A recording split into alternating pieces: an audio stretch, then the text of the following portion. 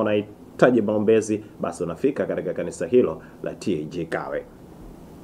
Moja kwa moja tunaenda kuanza sasa kuzitazama taarifa za kimichezo ambazo tumekuandalia, na kubwa zaidi tunaenda kutazama ndani ya klabu ya Simba, wekundu wa Msimbazi Simba, ambapo kwa hivi sasa mambo ni mengi kweli kweli, hususan tetesi kubwa ni kuhusiana na mwalimu yupi anahusishwa na sifa zake ni zipi. Kwa hiyo hapa moja kwa moja utaweza pia kwenda kupata kujua kitu gani ambacho tumekuandalia, lakini pia ni jina la mwalimu gani ambayo bila shaka linasubiriwa. Kwa hiyo hakikisha wewe unatufuatilia kupitia channel yetu ya Sauti Kuu TV online. Kama bado haujasubscribe, niendelee kukukumbusha kusubscribe. Sasa moja kwa moja tunaenda kuanza kutazama kuwatazama ndani ya klabu ya Simba. Bwana, klabu ya Simba kwa hivi sasa bado kuhusiana na kocha mkuu bado hajatambulishwa kocha mkuu ndani ya klabu ya Simba. Sasa hadi hivi sasa bado kocha huyo mkuu hajatambulishwa, lakini tetesi zikiwa ni kubwa sana kwa upande wa makocha yupi ndio ataweza pia kuja kutumika hususan katika ndani ya klabu ya Simba kwenye ligi kuu ya Tanzania bara, lakini pia kwenye michezo ya kimataifa, nikimaanisha michezo ya CAF Champions League. Kocha gani anaweza pia kuja kutumika? Kwa hiyo hapo moja kwa moja ni jambo ambalo bila shaka kwa sasa tunalisubiri, jambo ambalo tunasubiri kuona kitu gani ambacho kinaweza kujili mwana michezo. Kwa hiyo hakikisha unatufuatilia kupitia channel yetu ya Sauti Kuu TV ili tuweze pia kwenda sambamba mwana michezo. Sawa, tukiwa nipo na Mika hapa kwa ajili ya kwenda kutazama moja kwa moja, tunaenda kuanza kutazama ndani ya klabu ya Simba na mipango ya Simba, ndio hususan kwenye eneo la kocha. Kwa upande wa kikosi cha Simba bado hawajatambulisha tu kocha wao mpya, lakini tuko kwenye tetesi ambazo bado zinaendelea. Siku hadi siku zinaendelea kutajwa kwamba kocha huyu anakuja, lakini bado official Simba hawajatangaza bado kocha wao mpya ambaye atakuwepo. Lakini katika siku ya leo ni kama kuna dalili kubwa ambayo inaenda kuonekana kwamba kocha wa Simba atakuwa ni nani, mara baada ya moja ya kocha ambaye alikuwa akihusishwa na klabu ya Simba, Dimitri Pantev ambaye alikuwa anahusishwa na klabu ya Simba. Siku ya leo timu yake ya Gaborone United wametoa taarifa kwa umma kwamba kocha huyo hatakuwa sehemu ya kikosi hicho. Kwa hiyo zile tetesi ambazo zilikuwa zikitajwa kwamba huenda akaja Simba ni kama kuna asilimia kubwa ama kuna uwezekano mkubwa kocha huyo akaja kutua ndani ya Simba, na atakuwa ni moja ya kocha ambaye ataenda kuongoza benchi la ufundi la klabu ya Simba katika msimu ujao, katika msimu huu 2025 msimu 2026. Sawa, huyu ni kocha ambaye pia amehusishwa hapo na ndani ya klabu ya Simba. Na taweza papa kwenda kumtazama kumuona ni kocha ana ubora, hususan tunaenda kutazama zaidi ubora, ana ubora kiasi gani huyu kocha ambaye yupo. Unaweza ukatutajia miongoni mwa sifa za kocha Dimitri Pantev? Dimitri Pantev ni moja ya kocha ambaye amekuwa na mafanikio makubwa kwa timu ambazo alishawahi kuzifundisha. Ameshashinda vikombe mbalimbali kwenye timu ambazo alishawahi kuzifundisha, na moja ya timu ambazo anakumbukwa kwa kuchukua makombe ni kikosi cha Victorian United cha Cameroon, ambako alifanikiwa kushinda kombe hapo la ligi kuu ya Cameroon, lakini pia amefanikiwa kuchukua kombe la msimu uliopita katika kikosi cha Gaborone United. Kwa hiyo hayo ndo mafanikio yake kwa siku za hivi karibuni ambayo ameweza kufanikiwa kuyapata. Lakini kwa aina yake ya soka, bila shaka kila mtu aliweza kumuona Simba walipokutana na kikosi cha Gaborone, namna ambavyo kocha huyu alikuwa anaiongoza timu hiyo. Ni timu ambayo ilikuwa inacheza mpira mkubwa sana. Walikuwa wanaishambulia Simba kwenye mechi ya kwanza walipokuwa Gaborone waliweza kutawala mchezo huo. kwenye mchezo wa pili huu ambao Simba alikuwa nyumbani, bado timu hii ilikuwa bora bado kuendelea kuishambulia klabu ya Simba. Kwa hiyo ni kocha ambaye ana uwezo mkubwa, ana rekodi nyingi, amefanya vyema kwenye timu alizotoka, na klabu ya Simba inasemekana wamekwisha malizana nayo na wamempa mkataba wa miaka 2 kuja kuitumikia klabu hiyo ya Simba, na inaelezwa kwamba kocha huyo atatambulishwa siku ya Jumatatu. Siku ya Jumatatu ataanza majukumu. Atatambulishwa. Ndio. Sawa. Kwa hiyo huyo ni kocha ambaye amehusishwa hapo, anaitwa jina lake anaitwa Dimitri Pantev. Hilo ndo jina lake. Ni kocha anaitwa Dimitri Pantev. Sasa hapa tutaenda pia kutazama huyu kocha.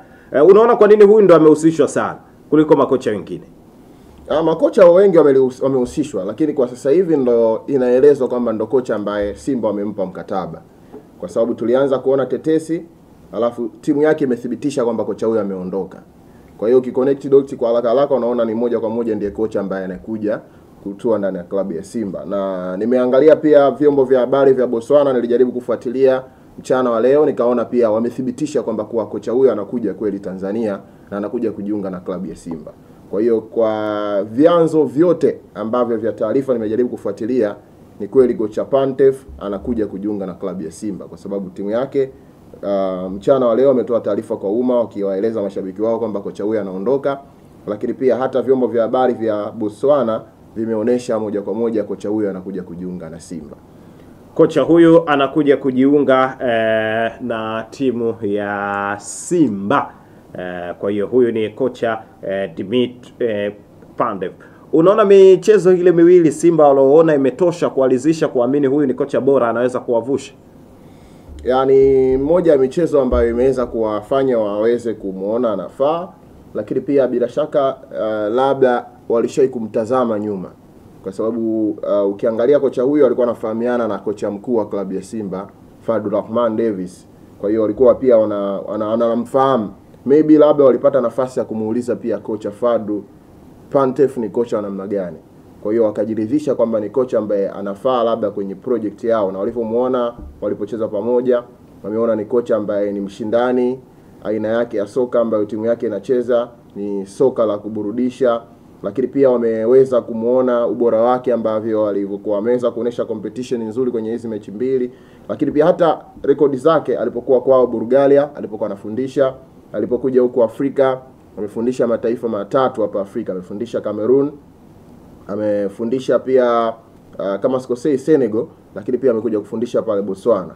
Kwa hiyo ni kocha ambaye tayari ameshajitengenezea na kujipambanua kwamba yeye ni kocha ambaye anaweza kuaminiwa, kwa sababu ukiangalia makocha wengi ambao pia wanachukuaga na vilabu vya hivi za Simba na Yanga, si makocha ambao wanakuja na historia kubwa, lakini historia kubwa na rekodi zao wanakuja kuzitengenezea wakiwa hapa kwenye timu za Tanzania. Sawa, huyu ni kocha ambaye amehusishwa hapo na timu ya Simba. Yes, ni miongoni mwa kocha ambaye pia tayari ameshahusishwa hapo. Kwa hiyo naye tutasubiri kuona ni kocha ambaye anakuja kuongeza kitu gani ndani ya Simba, lakini pia ana ubora kiasi gani kwa huyu kocha. Kwa hiyo kikubwa hakikisha unaendelea hapa kutufuatilia kupitia channel yetu ya Sauti Kuu TV online, ili bila shaka tuweze pia kwenda sambamba, tuendelee pia kukujuza yale ya kimichezo ambayo tumekuandalia. Falsafa yako umelizika nayo katika michezo miwili. Falsafa yake inaendana na Simba kwa sababu si kocha wa kuzuia. Tumemwona kwenye michezo miwili, na Simba pia falsafa yao sio kocha, sio timu ya kuzuia. Ni timu ambayo inacheza kwa kumfuata mpinzani wake. Yaani muda wote Simba inashambulia. Na falsafa ya Dimitri Pantev pia ni timu ya kushambulia, ana falsafa ya kushambulia. Kwa hiyo moja kwa moja ni kocha anaendana pia na falsafa ya Simba, ndio maana wameona anafaa kwa haraka kumchukua kuja kuchukua majukumu hayo ya kuwa kocha mkuu wa Simba. Sawa, kwa haraka wameona anafaa huyu kocha kuja kuwa kocha mkuu. Kwa hiyo amezaliwa mwaka 1976. Bwana jina lake anaitwa Dimitri Nikolaev Pantev.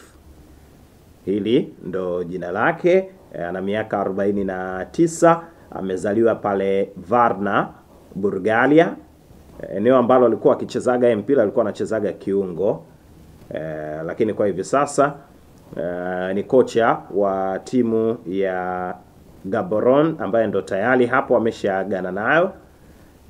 Kwa hiyo bila shaka tutasubiri kuweza kumwona, lakini timu ambazo aliwahi kuzifundisha, mwaka 2006 Varna City alifundisha timu ya vijana. Mwaka 2009 akafundisha Dobroza akiwa kama msaidizi, lakini pia akaenda kufundisha Vladimir Varna tena hapo akiwa kama msaidizi. Alivyotoka hapo akaenda Grandi Pro. Yes, baada ya hapo akaenda Sparta Varna. Yes, akiwa pia kama meneja hapo. Kaanza sasa kuwa meneja hapo Bulgaria futsal. Alikuwa pia kocha. Bwana, futsal hili ni mpira wa ule wa wachezaji wachache. Ndio, alifundisha pia. Nimeangalia hapa CV yake, amefundisha sana michezo hiyo ya mpira wa wachezaji wachache. Ndio. Sawa. Alivyotoka hapo akaenda Al Hebron akiwa kocha msaidizi. Alivyotoka hapo pia akaenda Victorian United akafundisha Johannes, akarudi tena Victorian United, akaenda Orapa United. Orapa ni hapa Botswana ya Botswana Ndio. Afu akaenda Gaborone United. Kwa hiyo msimu uliopita alifundisha 2023 Johannes, 24 akafundisha Victoria United, 24 hiyo akahamia Orapa, 25 Gaborone, sasa hivi Tetesi. Ndio. Na kwa hii Gaborone pia hakuwa muda mrefu pia. Manake hapa nimeona 25. Amejiunga nayo Januari. Yes. Januari mwaka huu. Yes, ina maana alikuta kati msimu akaimalizia. Ndio. Yes, kwa hivi sasa Tetesi ndo zinamuonyesha anaenda klabu ya Simba. Ndio. Kwa hiyo ni kocha ambaye pia ametembea kidogo. Ya kwa Afrika hapa amekuja muda mrefu na ametengeneza pia CV yake. Moja ya CV kubwa ambazo zimemfanya Gaborone wamchukue kwa mara ya kwanza kabisa msimu uliopita wa 2024-25 alipeleka Orapa United kwenye hatua ya makundi ya kombe la shirikisho barani Afrika. Kundi lao liko pamoja na SEC Mimosa kama ulifuatilia. Yes, Orapa United. Yeah. Kocha Dimitro Pandev ndo alikuwa kocha mkuu wa Orapa. Na Orapa kabla ya kuja Dimitro Pandev haikuwahi kufuzu group stage. Ilikuwa ni mara yao ya kwanza kuingia group stage baada ya Dimitro Pandev kwenda kuifundisha timu hiyo. Lakini kitu kingine ambacho kimesababisha pia achukuliwe na Gaborone ni aina ambavyo jinsi alivyoibadilisha Orapa United aina yake ya kucheza mpira. Walikuwa wanacheza mpira wa kuvutia ambao iliwapelekea pia timu hiyo iweze kuvutiwa kumchukua. Na baada ya kuchukuliwa na Gaborone akaja kuitransform pia timu hiyo. Toka alipoichukua yeye kuanzia mwezi wa 3 mwaka jana mpaka anapoondoka sasa hivi, timu hiyo ilikuwa haijafungwa mchezo wote pale kwenye ligi ya ndani ya pale kwao Botswana. Kwa hiyo ni kitu ambacho pia kimewavutia sana na akawapeleka pia kwenye michezo hii ya kimataifa klabu bingwa barani Afrika, ndio akaja kucheza na Simba akaja kutolewa. Kwa hiyo ni kocha ambaye ana historia pale Botswana. Kwanza alipeleka Orapa United kwa mara ya kwanza group stage. Ameitoa kwenye hatua ya awali akaja hatua ya pili mpaka group stage. Group stage ndio wakuvuka. Walitolewa kwenye hatua hiyo. Kwa hiyo baada ya kufanya vizuri ndani ya Orapa ndo akachukuliwa na kikosi cha Gaborone ambaye ndo Simba wamemuona wamemchukua. Lakini pia mafanikio mengine aliyapata alipokuwa na kikosi cha Victoria United ya pale Cameroon.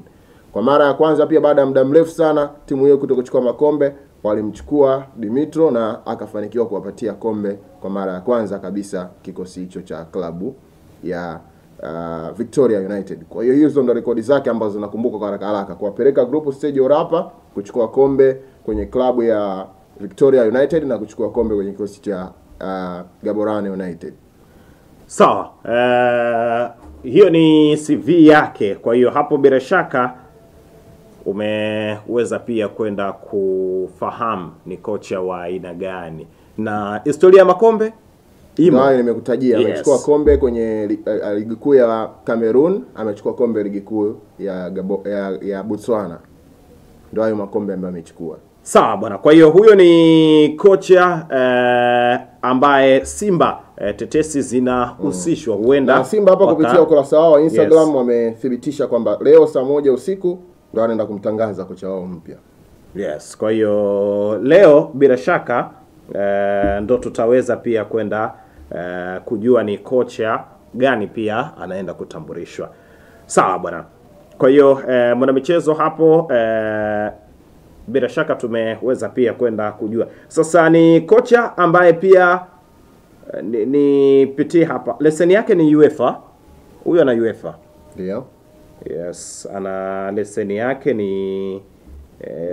ni UEFA. Ngoja hapa nisome ni UEFA A license coaching, leseni yake hiyo sasa. Ni ya UEFA A. Sasa kwetu unaruhusiwa uwe na leseni gani ili uweze kuwa kocha mkuu? Sasa hapa pia nitakujuza pia mwanamichezo kwa mujibu wa sheria na kanuni za TFF pamoja na kafu, kwa makocha ambao wanamiliki leseni A ya UEFA wanapokuja kufanya kazi Afrika, wao wanatambulika kama wanamiliki leseni B ambayo haimruhusu kocha huyu kuwa kocha mkuu wa klabu. Kabla ya mabadiliko yaliyofanywa na kafu kwenye leseni za makocha wanaostahili kusimama kama makocha wakuu, awali ilikuwa sawa kocha mwenye leseni B kuwa kocha mkuu, na baadhi ya makocha bila shaka walikuwa wameweza kufanya kazi.